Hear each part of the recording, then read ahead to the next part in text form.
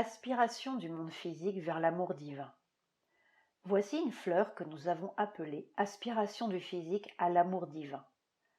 Par le physique, j'entends la conscience physique, la conscience la plus ordinaire et la plus tournée vers l'extérieur, la conscience normale de la plupart des êtres humains, celle qui attache tant de prix au confort, à la bonne nourriture, aux beaux habits, aux relations heureuses, etc., au lieu d'aspirer aux choses plus élevées. L'aspiration dans le physique à l'amour divin suppose que le physique ne demande rien d'autre que de sentir combien l'aime le divin. Il comprend que toutes ces satisfactions habituelles sont absolument insuffisantes. Mais il ne peut pas y avoir de compromis. Si le physique veut l'amour divin, il ne doit vouloir que cela et ne pas dire « j'aurai l'amour divin et en même temps je garderai mes autres attachements, mes besoins, mes plaisirs, etc. » C'est le centre psychique qui est le siège fondamental de l'aspiration. De là, celle-ci rayonne ou se manifeste dans l'une ou l'autre des parties de l'être. Quand je parle d'aspiration dans le physique, je veux dire que la conscience elle-même qui en vous recherche avidement le confort matériel et le bien-être devrait d'elle-même, sans y être contrainte par les parties supérieures de votre nature, demander exclusivement l'amour divin. D'ordinaire, vous devez lui montrer la lumière à l'aide des parties supérieures de votre être, et il faut le faire vraiment avec persistance.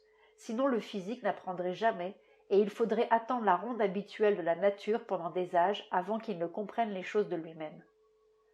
En fait, cette ronde de la nature est destinée à lui montrer toutes sortes de satisfactions possibles, et, en les épuisant, à le convaincre qu'aucune d'elles ne peut vraiment le satisfaire, et que ce qu'il cherche au fond, c'est une satisfaction divine.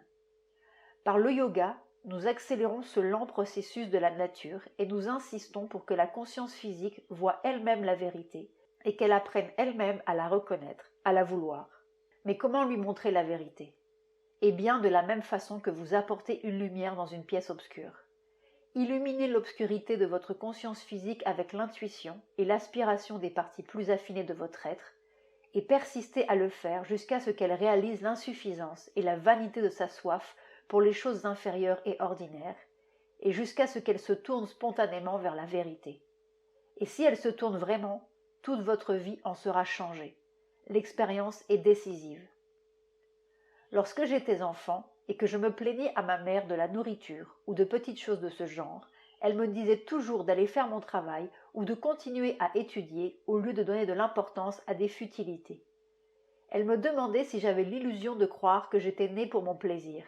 « Tu es née pour réaliser le plus haut idéal, disait-elle, et elle m'envoyait promener. » Elle avait bien raison, mais naturellement, son idée du plus haut idéal était plutôt pauvre par rapport au but que nous poursuivons ici. Nous sommes tous nés pour le plus haut idéal.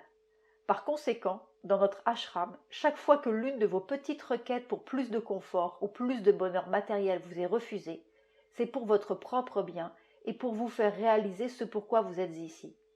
Ce refus est réellement une faveur car de cette façon, vous êtes considéré comme digne de faire face au plus haut idéal et d'être façonné selon lui. La mère. Entretien 1929-1931, page 150.